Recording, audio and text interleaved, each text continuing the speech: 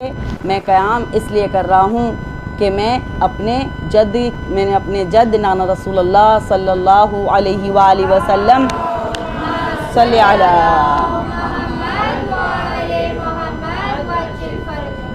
ان کی امت کی اصلاح چاہتا ہوں۔ عزیزان محترم، میرا موضوع بھی ان عشرہ مجالس میں یہی ہوگا، تحریک امام حسین علیہ السلام اور اصلاح امت۔ اس سے پہلے کہ میں اپنی گفتگو کا آغاز کروں، میں اپنی چھوٹا سا ادنا سا تعارف کرانا چاہتی ہوں۔ آخر میں ہوں کون، کہاں سے آئی ہوں، آپ لوگوں کو کیا دینا چاہتی ہوں، تو اس لیے ضروری ہے۔ میں بامبے کی رہنے والی ہوں، بورن اینڈ باٹ اپ، پیدائش وہاں پہ، پرورش وہی ہوئی، اور پھر اس کے بعد ہم چلے گئے ایران، 12 سال ہم وہاں رہے۔ لوگوں نے کہا ارے یہ کیا بات ہے، آپ کریئر چھوڑ کر جا رہی ہو، بچے بڑے بڑے ہو چکے تھے ہمارے، آپ کریئر بنانے کا ٹائم ہے ابھی بچوں کا، آپ کریئر خراب کر کے ایران جا رہے ہو پڑھنے۔ ہم نے کہا ہاں بھائی، کریئر خراب ہو تو ہو، آخرت سنور جائے، تو آخرت بنانے جا رہے ہیں۔ الحمدللہ وہاں سے جو بھی ادنا سا علم حاصل کیا، پھر واپس اب پلٹی ہوں حیدرآباد مقیم ہوں۔ سعادت ملی آپ لوگوں کے سامنے گفتگو کرنے کی، ذکر اہل بیت علیہم السلام کرنے کی، بہت خوشی ہوئی۔ کل سے میں یہاں ہوں، مجالس بھی اٹینڈ کی، آپ لوگوں کے ساتھ ماتم وغیرہ بھی کیا، بہت خوشی ہو رہی تھی کہ کتنی ماشاءاللہ کتنا جذبہ ہے، کتنا شوق ہے، کتنی لگن ہے، کتنا خلوص ہے کہ چھوٹے چھوٹے بچوں کو اس بارش کے موسم میں، موصلہ دار بارش میں بھی یہ امام حسین کی محبت کا جلوہ ہے کہ جو آپ لوگ یہ نہیں دیکھ رہی کہ آج بھی آرام کا وقت ہے، ابھی شوہر کے آنے کا وقت ہے، ابھی بچوں کے پڑھانے کا وقت ہے، نہیں، اولویت جو ہے وہ امام حسین علیہ السلام کی مجالس ہے، کیونکہ ایسا قربانی ہی ایسی ہے عزیزان محترم کہ ہم چاہ کر بھی اپنے آپ کو روک نہیں سکتے۔ تو آئیے اپنی گفتگو کا آغاز کرنے سے پہلے ایک چھوٹا سا مقدمہ بیان کرتی چلوں کہ کیا ہوا آخر، یہ ہے کیا کربلا۔ آپ دیکھیے کہ تاریخ میں اگر آپ دیکھیں گی تو کربلا جو ہے ایک چھوٹا سا حادثہ تھا معین وقت کے لیے، بہت سال نہیں چلی، بہت دن نہیں چلی یہ جنگ، چھوٹا سا حادثہ، جیسے بولیں کچھ لوگ ہی اس میں 72 شہید ہوئے، اور نہیں تو کروڑوں ہوتے ہیں لوگ، ہزاروں لوگ شہید ہوتے ہیں، ہزاروں لوگ مرتے ہیں جنگ میں۔ چھوٹا سا ایک جنگ تھی، کچھ مدت کے لیے ہوئی، لیکن یہ جنگ نہ اس معین مدت تک محدود رہی اور نہ ہی اس معین جگہ پر، بلکہ پوری دنیا کو اس نے اپنے گھیرے میں لے لیا۔ آپ دیکھیے کہ کتنی جنگیں ہوئی، حضرت آدم سے لے کر اب تک کتنی جنگیں ہوئیں۔ آپ دیکھیے first world war, second world war میں ہی کتنے لوگ مارے گئے، لیکن کہیں پہ بھی آپ نے دیکھا کہ اس طرح سے فرش عزا بچھائی جاتی ہو، اس طرح سے لوگ اہتمام سے آتے ہوں، اس طرح سے نواخوانی ہوتی ہو، اتنا پیسہ بہایا جاتا ہے، لوگ یہ چاہت کرتے ہیں کہ کاش ہم بھی اس جنگ میں ہوتے تو ہم بھی شہید ہوتے۔ کہیں دیکھا آپ نے؟ نہیں۔ آخر کیوں یہ جذبہ ہے اس جنگ میں کہ اتنا لوگ امڑ کر آ رہے ہیں، اور ہر سال آپ دیکھیے کہ کتنے لوگ کنورٹ ہوتے ہیں صرف اور صرف امام حسین علیہ السلام کی ہسٹری کو پڑھ کر۔ اور آپ تو اس کا ایک مظہر دیکھ سکتی ہیں 40 میں، کربلا معلیٰ میں، ماشاءاللہ ایسے لوگ ہوتے ہیں، کہاں سماتے ہیں اس چھوٹی سی کربلا میں، کہاں سماتے نہیں جانتے، آج تک نہیں پتہ چلا کہ وہ لوگ، یہ معجزہ ہے کہ کیسے لوگوں کا کھانا پینا تامین ہوتا ہے۔ حج سے زیادہ مجمع یہاں نظر آتا ہے۔ تو عزیزان محترم، یہ کام، یہ چیزیں، یہ آپ کو اہتمام، یہ جوش و خروش نظر آتا ہے، وہ اس لیے ہے کیونکہ جو جنگ لڑی گئی تھی نا، وہ صرف اور صرف اللہ کے لیے لڑی گئی تھی، کسی اور کے لیے نہیں۔ تو جب اللہ کہتا ہے تب تم میرے لیے جو کرو گے تو میں تمہیں پھر عطا بھی کروں گا، وَعِزُّ مَن تَشَاءُ وَتُذِلُّ مَن تَشَاءُ۔ کتنی بڑی بات۔ اب دیکھیے امام حسین علیہ السلام کا تذکرہ آپ کی جنگ سے پہلے بھی ہوا اور جنگ کے بعد میں بھی۔ جب جنگ سے پہلے رسول اکرم صلی اللہ علیہ وآلہ وسلم کا زمانہ،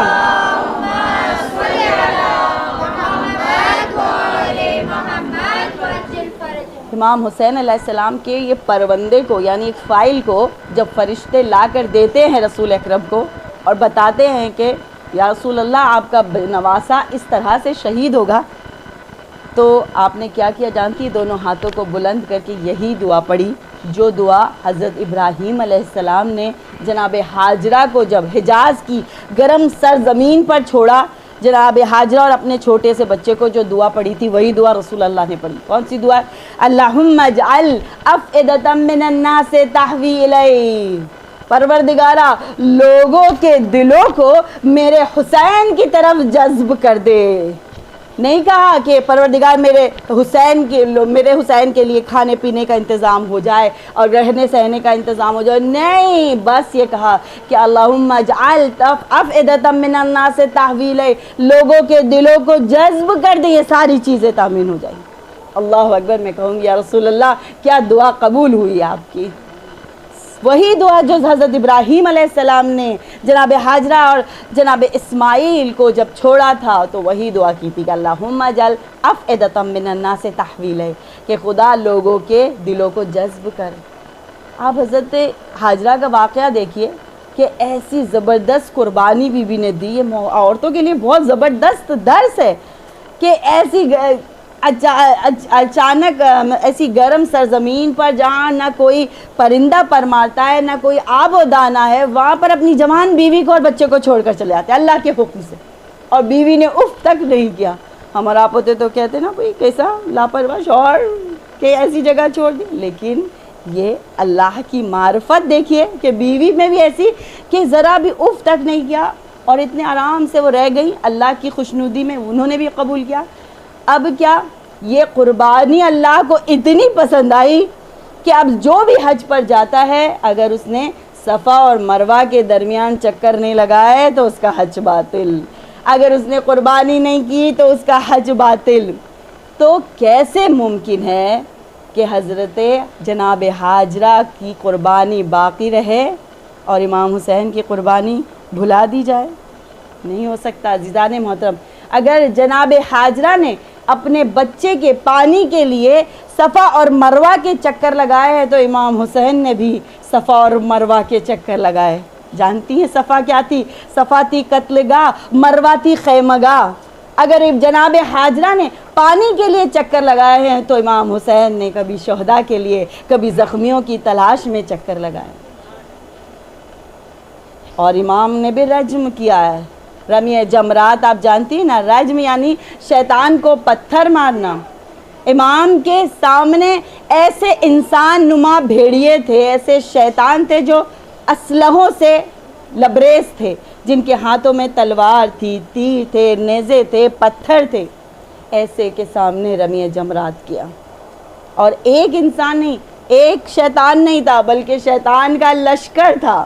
لیکن امام حسین جب جنگ کے لیے آتے تھے نا تو وہ سارا لشکر امام کو ایک شیطان کی شکل میں نظر آتا تھا، لیکن شیطانوں کو، دشمنوں کو جب امام کو دیکھتے تھے نا تو امام کا ہر عضو ایک لشکر کی مانند تھا۔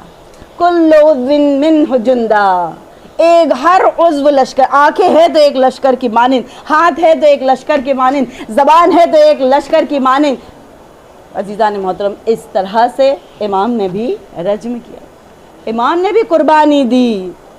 امام کی قربانی جانتی ہیں کیسی تھی؟ کبھی امام نے 13 سالہ قاسم کو قربان کیا تو 18 سالہ کڑیل جوان کو، تو 6 مہینے کے ننھے علی اصغر کو قربان کیا۔ اور قربانی بھی ایسی کہ التماس کرتی تھی، آ کے سفارش کرتی تھی کہ ہمیں خوشامد کرتی تھی کہ ہمیں بھی جنگ کی اجازت دے دیجئے۔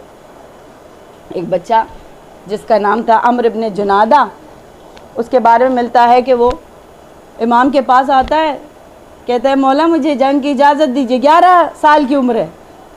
اس نے جو زرہ پہنی ہوئی تھی، زرہ جو پہنتے ہیں جنگ میں، وہ پہنی ہوئی تھی، وہ اس کی قد سے بلند تھی۔ جو اس نے تلوار لگائی ہوئی تھی وہ تلوار بھی زمین پر خط دیتی ہوئی جا رہی۔ جب امام نے اس کو سر سے پیر تک ایک نگاہ کی اس کے اوپر اور کہا ابھی تمہارے بابا بھی شہید ہوئے ہیں نا؟ تو کہا ہاں میرے بابا بھی ابھی شہید ہوئے۔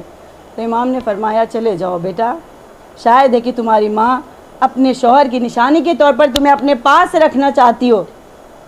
تو کیا کہتا ہے کہ مولا یہ جو کمر میں تلوار دیکھ رہے ہیں نا میری ماں نے باندھا ہے، یہ جو ذرا مجھے پہنائی ہے نا وہ میری ماں نے پہنائی ہے۔ عورتوں کے لیے بہت بڑا درس ہے، درسگاہ امام حسین کی مجلس۔ دیکھیے کیسی با معرفت عورتیں تھیں، صرف بنی ہاشم کے خاندان والی نہیں، غیر بنی ہاشم میں بھی امام کے کچھ جملوں سے ایسا اثر۔ با بصیرت خاتون۔ یزید نے کیا سوچا تھا؟ یزید نے سوچا تھا کہ بھئی ان کے مردوں کو ان کے سامنے قتل کر دیں گے، جو ان کے ٹکڑے ٹکڑے کر دیں گے جسم کے، اور یہ تو خود بخود خاموش ہو جائیں گی، رو رو کے خود بخود خاموش ہو جائیں گی۔ ہمارے ساتھ ہوتا ہے نا، ایک کوئی عزیز ہمارا چلا جائے ہماری حلق سے آواز نہیں نکلتی، لیکن یہ نہیں جانتے تھے کہ یہ دشمن کے یہ عورتیں جو ہے وہ معمولی عورتیں نہیں ہیں، یہ ایسی بامعرفت عورتیں ہیں جنہوں نے ایسا انقلاب برپا کیا کہ آج جو حضاداری زندہ ہے وہ جناب زینب کے مرہون و منت ہے۔ اگر وہ نہیں ہوتی تو آج ہمیں کربلا کا واقعہ حقیقت میں کوئی کیا ہوا نہیں کوئی بتانے والا نہیں ہوتا۔ تو عزیزان محترم، تو وہ بچہ آتا ہے امام کے سامنے، کہتا ہے مولا یہ جزیرہ میری ماں نے مجھے پہنائی ہے، یہ تلوار میری کمر میں جو دیکھ رہے ہیں وہ میری ماں نے باندھی ہے، اگر آپ نے مجھے اجازت نہیں دی تو مجھ سے ناراض ہو جائے گی۔ جناب زینب فرماتی ہیں واقعی میرے بھائی نے شہادت بھی پائی اور صدمے بھی اٹھائے، ایسے ایسے صدمے کہ آپ سوچئے 11 سال کا بچہ شہید ہونے کے لیے تیار، التماس کر رہا ہے۔ تو یہ ہے کربلا، ایسے ایسے واقعات کو اپنے آغوش میں سمیٹے ہوئے ہے کربلا، اور بے شمار درس ہم کو دے رہی ہے کربلا۔ آیت اللہ امام خامنئی فرماتے ہیں کہ یہ درسوں کو نکالو کربلا میں سے اور ہمارے جوانوں کے سامنے رکھو، تاکہ ہمارے جوان اس کو امپلیمنٹ کریں اپنی زندگی میں، اور ویسے ہی زندگی جئیں جیسا امام حسین چاہتے تھے۔ تو عزیزان محترم، میں اس طرح سے ایک ایک درس انشاءاللہ ہر روز آپ کی خدمت میں بیان کروں گی۔ آج جو میں نے درس لیا ہے وہ ہدایت کا درس ہے، کہ کس طرح سے امام نے ہمیں یہ درس دیا ہے کہ ہماری زندگی میں ہدایت ضروری ہے۔ اور یہ ہدایت کا درس ہم کو کہاں سے ملتا ہے؟ امام حسین علیہ السلام نے بصرہ والوں کو جو خط لکھا وہ کیا لکھا تھا؟ اے بصرہ کے لوگوں، دو چیز جو ہے وہ میرے نانا کی سنت جو ہے مٹائی جا رہی ہے، ختم کی جا رہی ہے، اور دوسرا بدعت کو دین میں شامل کیا جا رہا ہے۔ بدعت جانتی ہیں نا آپ کیا ہے؟ بدعت یعنی کہ وہ چیز کو ایڈ کیا جائے دین میں جو دین میں نہیں ہے، اور اس کو واجب قرار دیا جائے۔ یہ ساری چیزیں بدعت میں شامل ہوتی ہیں۔ ابھی مجھے کچھ آج 2 گھنٹے پہلے ہی ایک صاحبہ کو فون آیا، انہوں نے کہا کہ خیر یہ ہے کہ ہمارے ہاں اعلان ہوا ہے کہ 10 دن میں کوئی بھی اپنے مریضوں کے لیے دعا نہیں کرے گا۔ تو یہ کہاں سے؟ میں نے کہا کون سی کتاب سے پڑھی، کون سی روایت سے؟ بھئی ایسے ہی؟ میں نے کہا نہیں بہت بڑی مرثیہ خان ہے، انہوں نے اعلان کر دیا کہ 10 دن میں کوئی بھی کسی بھی مریض کے شفا کے لیے دعا نہیں کرے گا۔ ارے میں نے کہا یہ تو کوئی بات نہیں، کہاں سے بات بنا دی گئی کہ نہیں کرے گا؟ کیا امام حسین نعوذ باللہ یا خدا اتنا کنجوس ہے کہ نہیں کسی کی دعا قبول نہیں ہوگی یہ 10 دن میں؟ تو یہ بدعت ہے عزیزان محترم۔ کوئی بھی چیز ہم اپنے مرضی سے، یہ مجتہدین کوئی فتویٰ دیں تو وہ ہم پر واجب ہو جاتا ہے اس پر عمل کریں، یا کوئی علماء کوئی کام کریں تو وہ ہم پر واجب، اگر نہ ایسے ویسے کوئی بھی کچھ کہے تو وہ ہمارے لیے ضروری نہیں ہے کہ ہم اسے انجام دیں۔ مظلومیت یہ ہے کہ آج ممبر پر ہر ایک کوئی بھی جو ہے وہ فتویٰ دینے کے لیے تیار ہے۔ آپ دیکھ لیجئے، اگر آپ کو کوئی تکلیف ہوتی ہے، خدا نہ کرے ہارٹ کی پرابلم، لنگس کی پرابلم، کڈنی پرابلم، آپ کس کے پاس جائیں گے؟ اسپیشلسٹ کے پاس جائیں گے نا، جو اسپیشل ہوگا۔ نہیں خطرہ مول نہیں لینا، میں ایسے ویسے ڈاکٹر کے پاس نہیں جاؤں گی، بھائی اسپیشلسٹ بتائیے کیونکہ میرے ہارٹ کا پرابلم ہے نا۔ اسی طرح سے آپ کو کوئی پراپرٹی کا، ارث و میراث کا پرابلم ہوگا، اسپیشلسٹ اس کے پاس جائیں گی، وکیل کے پاس جائیں گی جو ہائی لیول کا ہوگا، جو ویل ایجوکیٹڈ ہوگا، وہ ایڈوکیٹ کے پاس آپ جائیں گی نا۔ لیکن یہ مظلومیت اسلام کی ہے کہ ہر ایرو غیرہ نتھو خیرہ جو ہے وہ فتوے دینے لگتا ہے، تو یہ بدعت شامل ہونے لگتی ہے ہمارے دین میں۔ بہت بڑی جواب دہی ہے عزیزان محترم۔ اوپر جا کر جو ہے وہ کس طرح سے جواب دیں گے. جب آپ کسی بھی چیز کو آپ کو نہیں معلوم تو بول دیجئے مجھے نہیں معلوم, کسی بھی عالم سے پوچھ لیجئے, کسی عالمہ سے پوچھئے, مجتہد کا فتویٰ دیکھیے. اپنے سے کوئی چیز بولنے کی ضرورت نہیں ہے عزیزان محترم, کیونکہ ہم نہیں جانتے. ہمارے مجتہدین 40 سال کتابوں میں سر گڑا کر وہ ایک چیز کو, ایک فتوے کو باہر نکالتے. ایک فتویٰ جو ہمیں بڑی آسانی سے مل جاتا نا, کبھی کبھی 1 سال لگ جاتا ہے ان کو وہ فتویٰ نکالنے میں. تو ہر چیز کا ہر فیلڈ میں ایک ایکسپرٹ ہوتے. دینی فتوے کے لیے, دینی کوئی بھی احکام کے لیے ہمیں مجتہد کی باتوں پر عمل کرنا چاہیے. درود پڑھ دیجئے محمد و آل محمد.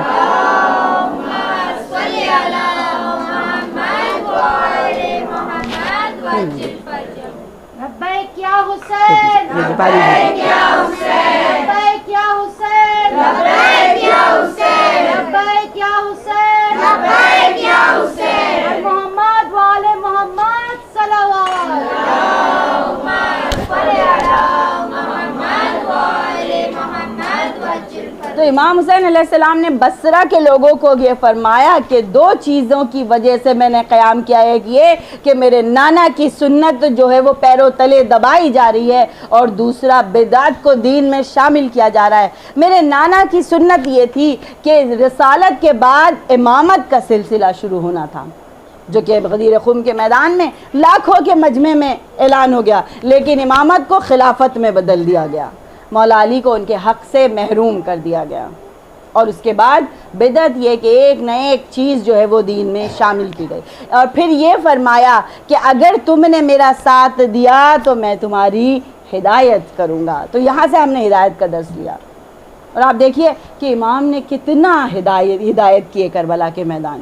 خاموش نہیں رہے, ہر جگہ خطبے پڑھے, کبھی قرآن کی تلاوت کی, کبھی لوگوں کو بتایا کہ دیکھو یہ میرے ہاتھ میں تلوار کیا کر رہی ہے, یہ میرے نانا رسول اللہ کی ہے. دیکھو یہ میرے سر پہ امامہ کیا کر رہا ہے, یہ میرے نانا رسول اللہ کا ہے. کیا میں نے حرام کو حلال کیا, یہ حلال کو حرام کیا ہے. کیوں تم لوگ میرے خون کے پیاسے. بار بار جا کر لوگوں کو پوچھا. حر جوفی کے پاس گئے, کہا کیوں تم میرے خون کے پیاسے ہو. پہلے عمر سعد کے پاس گئے, عمر سعد سے کہا کیوں تم مجھے قتل کرنا چاہتے ہو.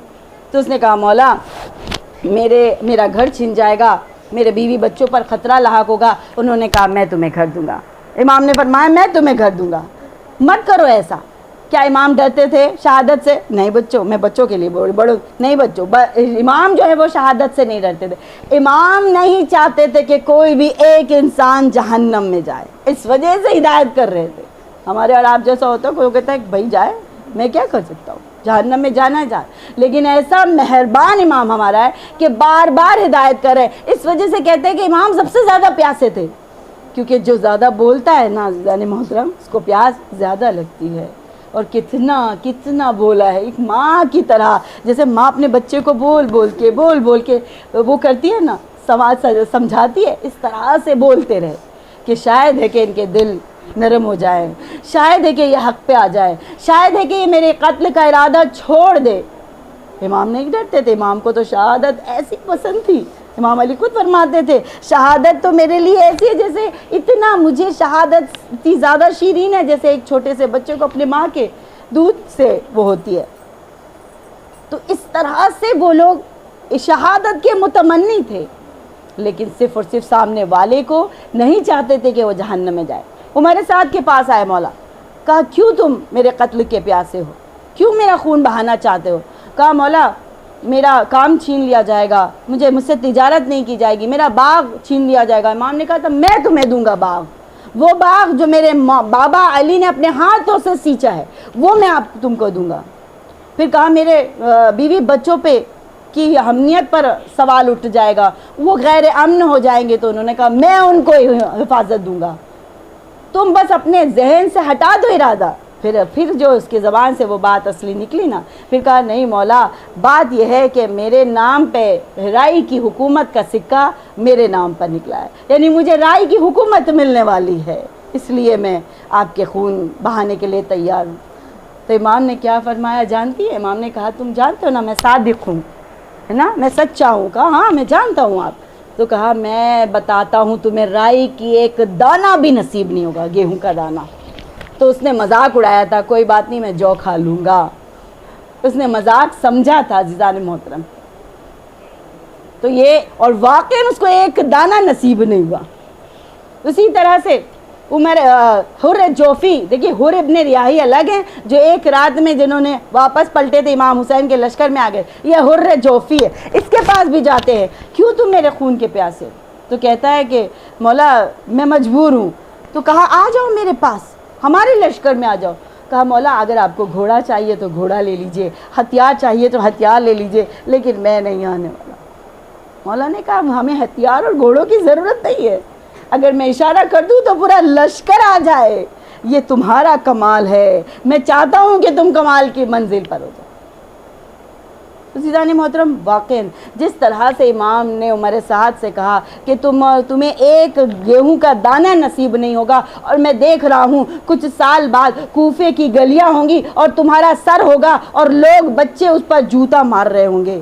تو یہی ہوا, امام کی بات بہت سچ ثابت ہوئی. 5 سال کے اندر یہ سارے جو بڑے بڑے منصب پہ فائز تھے نا یزیدی لشکر میں, عمر سعد, ابن زیاد, حرملہ, شمر, خولی, یہ سارے کے سارے 5 سال کے اندر سب واصل جہنم ہو گئے. آپ جانتی سب کو مختار نے سب کا سر تن سے جدا کر دیا.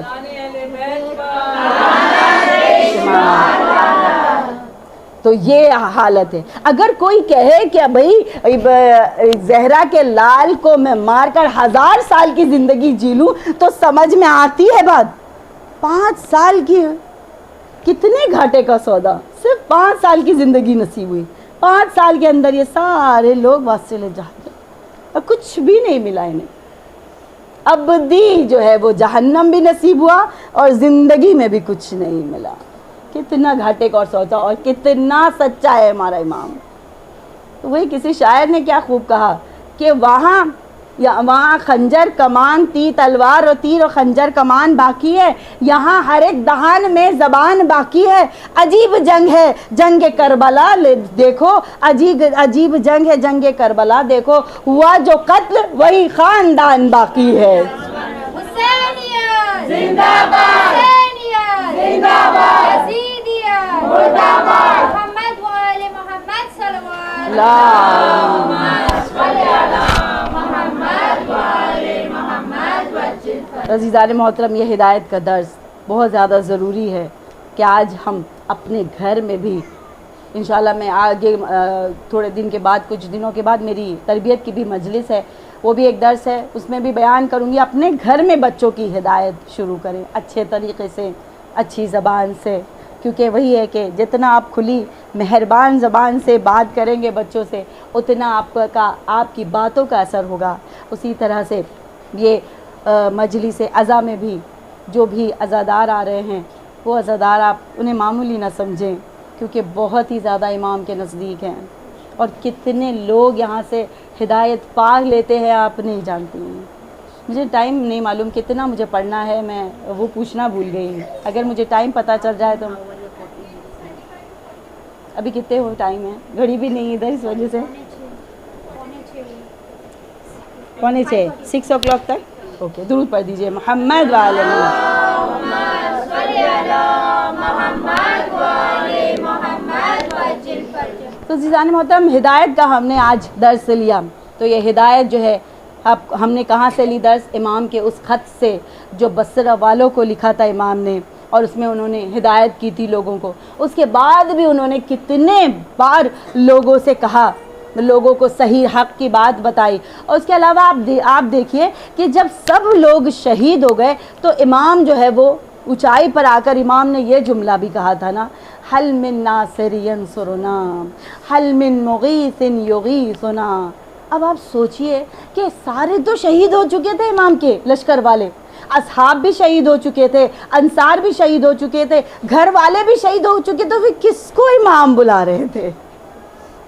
یہ یزیدی لشکر کے لیے تھا اور یہ ہمارے لیے بھی تھا کہ بلا رہے تھے کہ آ جاؤ حق کی طرف آ جاؤ.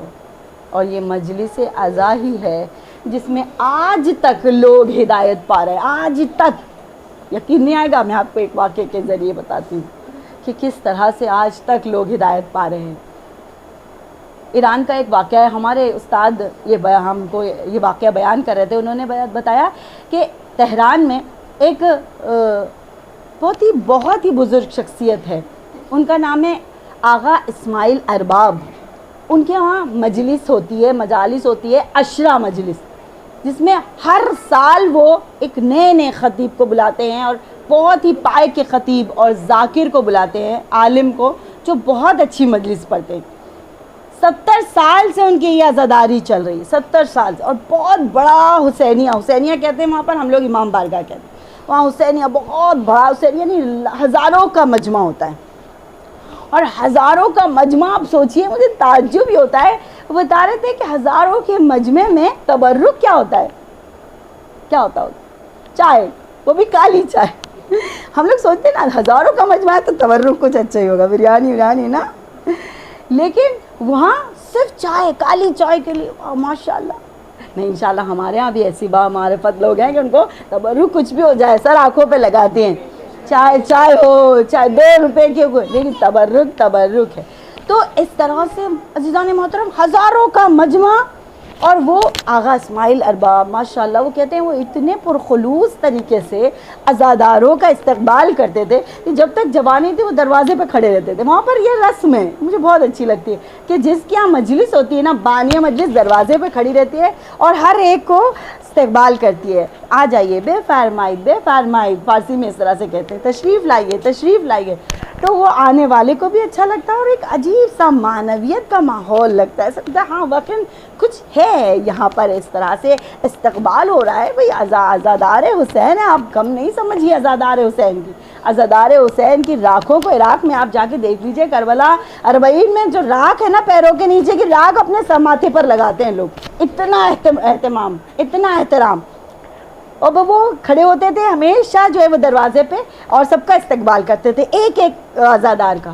لیکن جیسے جیسے عمر ڈھلی تو ان کو اب کھڑے نہیں ہو سکتے، تو وہاں پر کرسی لگا کے بیٹھ جاتے ہیں دروازے کے پاس، اور جو بھی آ رہا ہے نا اس کا استقبال کرتے ہیں۔ اور بہت بار تو میں نے ایسا دیکھا بھی ہے وہاں پر کہ بہت بڑے شخصیت والے بھی چپلوں کو سیدھا کرتے ہیں عزاداروں کی، کہ وہ اس کو شرف سمجھتے ہیں اپنا، کم نہیں ہے یہ ساری چیزیں۔ آپ ماشاءاللہ جو بھی یہاں پر نظامت سنبھال رہے ہیں، جو بھی کام کر رہے ہیں، جو بھی اس عزاداری کو برپا کرنے کے لیے، کامیاب کرنے کے لیے محنت کریں، پروردگار ان کی ہر حاجات کو پورا فرما، پروردگار اس 40 میں کربلا جانا نصیب فرما۔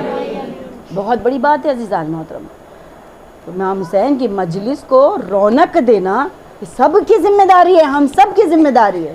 بھلے ہمیں ایسا ہے کہ جو خطیب ہم چاہتے ہیں وہ نہیں آیا پڑھنے کے لیے، جو نوحہ ہم پڑھنا چاہتے ہیں وہ نہیں پڑھ رہے ہیں، لیکن پھر بھی ہماری نیت یہ ہے کہ ہم امام حسین کی مجلس کو رونق دیں گے، اس کو وہ کریں گے، کامیاب بنائیں گے، اس وجہ سے ہم شرکت کریں گے۔ اب میں کل انشاءاللہ بتاؤں گی شرکت کرنے کا ثواب، اللہ اکبر، کیا کیا دیا ہے اللہ نے۔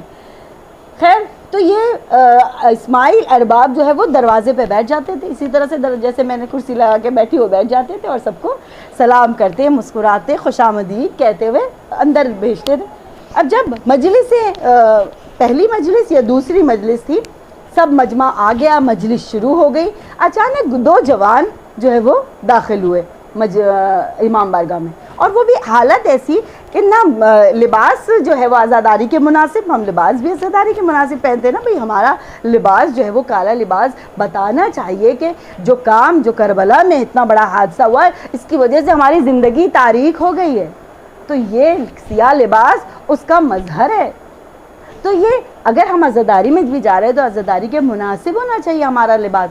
تو وہ کہتے ہیں کہ نہ وہ بچوں کا لباس عزاداری کے مناسب تھا، اور نہ ہی ان کی حرکتیں کیسی ہونا چاہیے۔ جب ہم داخل ہو رہے ہوں مجلس میں تو ہمارے باوضو ہو کر آئیں، صلوات پڑھتے ہوئے آئیں، چہرے پہ ایسے اثار ہونے چاہیے کہ ہم عزاداری میں شرکت کر رہے ہیں۔ تو یہ کہتے ہیں اسماعیل ارباب کے دونوں جوان لڑکے 18, 19, 20 ایسی عمر.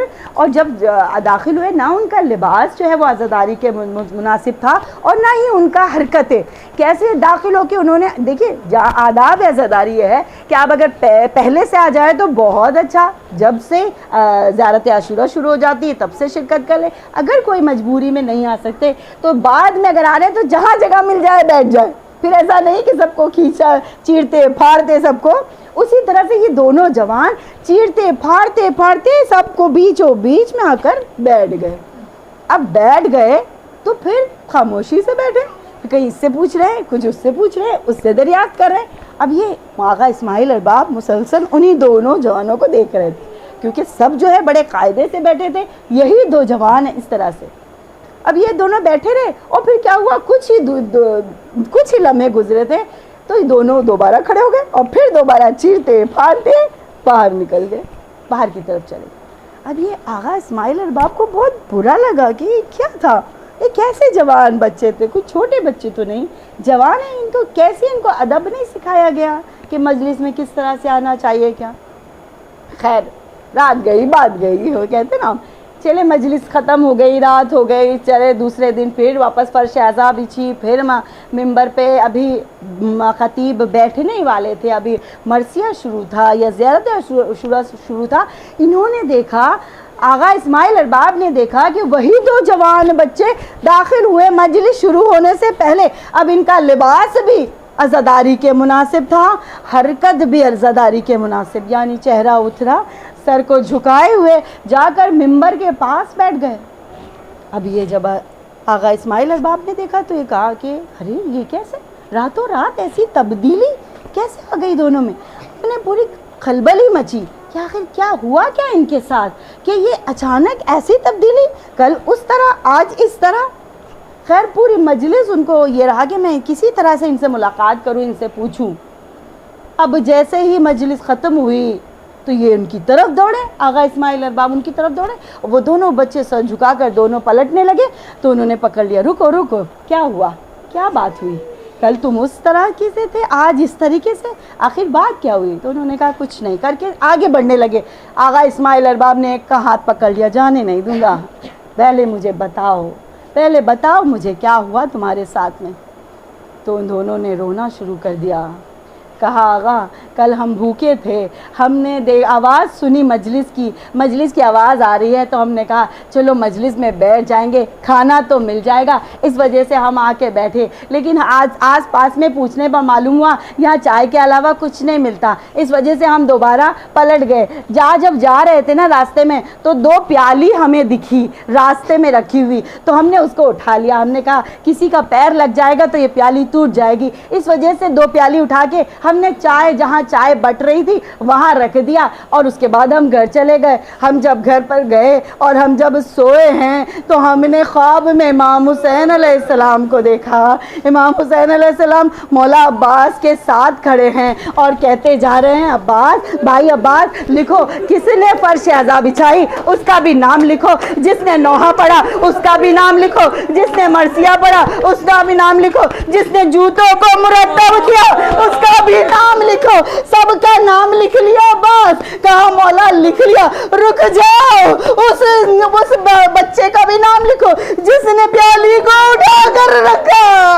ارے کہتے یہ جوان بچے ہم روتے پیٹتے اٹھے, مولا اتنے سے قلیل عمل کو اتنے احسن طریقے سے قبول کیا, بس ہمارا دل پھٹ گیا, ہم سمجھ گئے کہ کیا مولا ہے ہمارا. اس وقت ہمارا دل تبدیل ہوا. ہار بابے صاحب میں آ گئی مصائب پر, دیکھیے کس طرح سے ہدایت ملتی ہے. آج بھی ہمارے جوان بچوں کو اس فرش اعضا سے ہدایت ملتی ہے. اب اس فرش اعضا کو کب نہ سمجھیے. سال بھر دشمن کام کرتا ہے, سال بھر سوشل میڈیا کے ذریعے ڈاؤٹ سے ڈال کر ہمارے بچوں کو منحرف کرتا ہے, لیکن جیسے ہی یہ فرش اعضا بجتی ہے نہ جانے کیا جذابیت ہے, دشمن کے سارے حربے پر پانی پھر جاتا ہے. اللہ اللہ، آج 28 رجب کو یہ جب قافلہ چلا ہے، امام حسین آئے رسول اکرم کی قبر پر، نانا رسول اللہ یہ مدینہ کی زمین میرے لیے تنگ ہو گئی ہے، نانا رسول اللہ مجھے اب مدینہ میں رہنے کی اجازت نہیں مل رہی۔ ارے آپ سمجھ سکتی ہو قبر میں رسول اللہ کا کیا حال ہو رہا ہوگا، گریہ کرتے کرتے مولا کی آنکھ لگ گئی۔ خواب میں کیا دیکھا، خواب میں دیکھتے ہیں کہ نانا رسول اللہ آئے ہیں، فرماتے حسین نحن مشتاق الیک، ارے ہم بھی تمہارے مشتاق ہیں۔ اجرکم اللہ اجرکم اللہ، خدا آپ کو کسی غم میں نہ رلائے سوائے غم حسین کے۔ اب یہ کاروان چلا ہے، 3 شعبان کو مکہ پہنچا، 3 مہینے کے بعد جب 8 ذی الحج کو یہ کاروان دوبارہ کوفے کی طرف نکلا ہے تو راستے میں ایک خبر سنائی گئی۔ وہ کس کی خبر تھی؟ وہ مسلم ابن عقیل کی شہادت کی خبر۔ مولا نے جسے اپنا سفیر بنا کر بھیجا تھا کوفے کے حالات کو دریافت کرو مسلم، پھر ہمیں اطلاع دینا۔ ارے پہلے تو لوگوں نے ہاتھوں پہ بیعت کی، اس کے بعد مسلم کو تنہا چھوڑ دیا۔ جناب مسلم تنہا ہے تو ایک خاتون ہے، اس کے گھر میں پناہ ملتی ہے، لیکن اس کا بیٹا جا کر جاسوسی کرتا ہے، جس کی وجہ سے سارا لشکر تو آ کے گھر میں جمع ہو جاتا ہے۔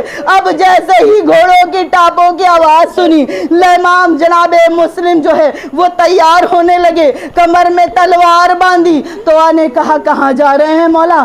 آپ یہیں پر امن میں ہیں، باہر جائیں گے تو خطرہ ہے۔ آپ جانتی ہیں کیا جملہ کہا ہے جناب مسلم نے؟ اے دعا میں نہیں چاہتا میری وجہ سے تیرے حجاب پر آ جائے۔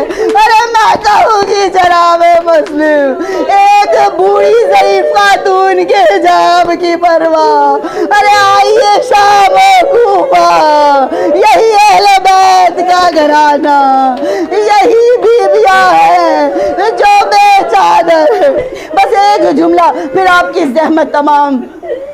ابھی جناب مسلم کو گرفتار، میں خلاصے میں جا رہی ہوں، جنگ نہیں پڑوں گی، گرفتار کر کے جب دارالامارہ پر لے جایا گیا تو ہاتھوں میں رسن ہے جناب مسلم کے، اور آنکھوں سے آنسو بہہ رہے ہیں۔ کسی نے تانا مارا کہ کیا مسلم، اگر کسی بہادروں کی بات ہوتی ہے، شجاع کی بات ہوتی ہے تو تمہارا نام آتا ہے، آج تم شہادت سے ڈر رہے ہو، مرنے سے خوف کر رہے ہو۔ کہا نہیں، ہمارا شہادت سے خوف ایسا ہو نہیں سکتا۔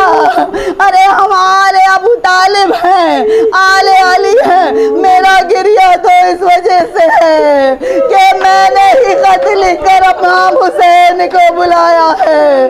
میرا ہی خط کی وجہ سے امام اپنے خاندان کے ساتھ آ رہے ہیں، اس خاندان میں جناب زینب بھی ہے، علی اکبر بھی ہے، ننا علی اصغر بھی ہے۔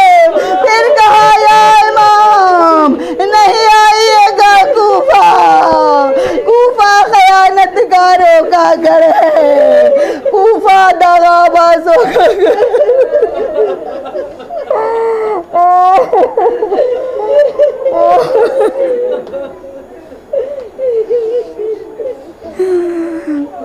لعنت اللہ۔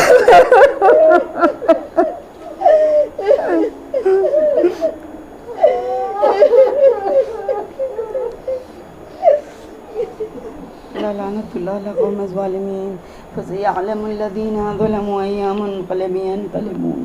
پروردگارہ ہماری اس قلیل سی عبادت کو اپنی بارگاہ میں قبول و مقبول فرما، پالنے والے ان آنسوؤں کو رومال سیدہ میں جگہ عنایت فرما۔